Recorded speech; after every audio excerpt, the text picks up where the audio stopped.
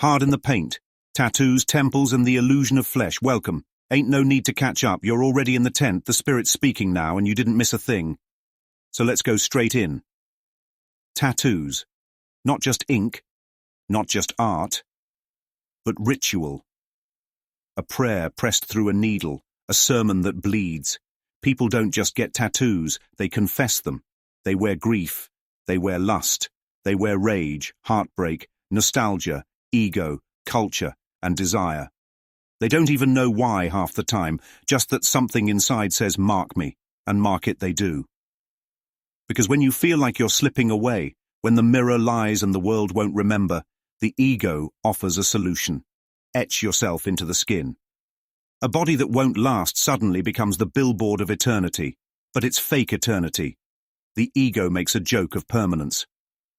You want to be remembered? It asks. Great. Tattoo your dead friend's name on your ribs. Get a phoenix on your back to rise from ashes that ain't even real. Put barbed wire on your bicep and pretend you're protected. And then time marches forward. The skin sags. The meaning fades. The lover you once branded on your pelvis, they ghosted you 5 summers ago.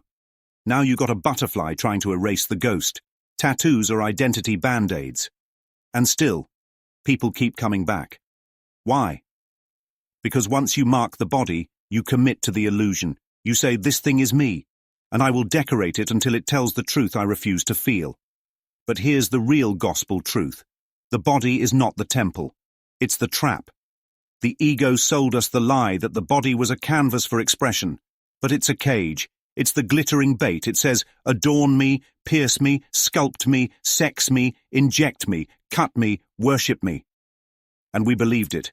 We turned our temples into museums of pain, memorials to grief, altars to lost lovers and false gods. We forgot we were spirit. We started thinking of ourselves as bodies who sometimes have spiritual experiences, instead of spirit who's dreaming of being flesh. And the funny thing, most people will never see a naked body without a tattoo again. That's how normalized the illusions become. Nudity used to mean exposure. Now it just means more ink, more stories, more attempts to be known, remembered, solid. But solid things crack. And don't stop at tattoos. It's body modification everywhere. Pierce the tongue so your words feel edgy. Pierce the nipple to reclaim power. Pierce clawed and call it freedom. Pierce the flesh, break the skin, announce yourself to a world that still won't hear you. Because you're not speaking with the voice of truth. You're speaking with the echo of pain. Let's pull the curtain back. It's an invitation. Let's have a virtual tent revival. Not for crowds, not for applause, for you, because you know this ain't just about tattoos. This is about the illusion of the body itself. The ego plays dress up while the soul watches, patient, waiting for you to remember. Every piercing, every tattoo, every surgery, every gym selfie, each one says, am I enough now? But the soul is whispering, you were never not enough. You were never the body to begin with. And until we get that, the needle won't stop buzzing. We're touching sacred cows now. Sex, relationships, tattoos, violence, guns, race, identity. And why? Because the ego doesn't just defend these institutions, it hides in them. It uses them to justify fear, shame, separation, to make the projection real, to keep you fighting, decorating, loving and hating things that were never real to begin with. But we ain't here to scratch the surface.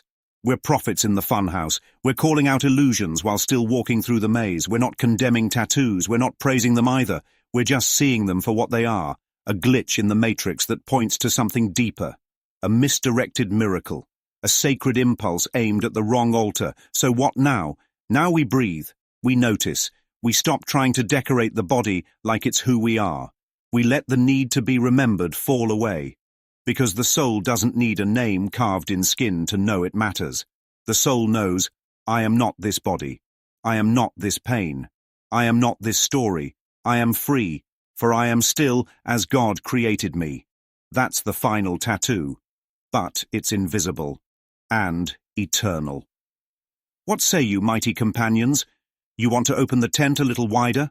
Pull more threads? I'm ready.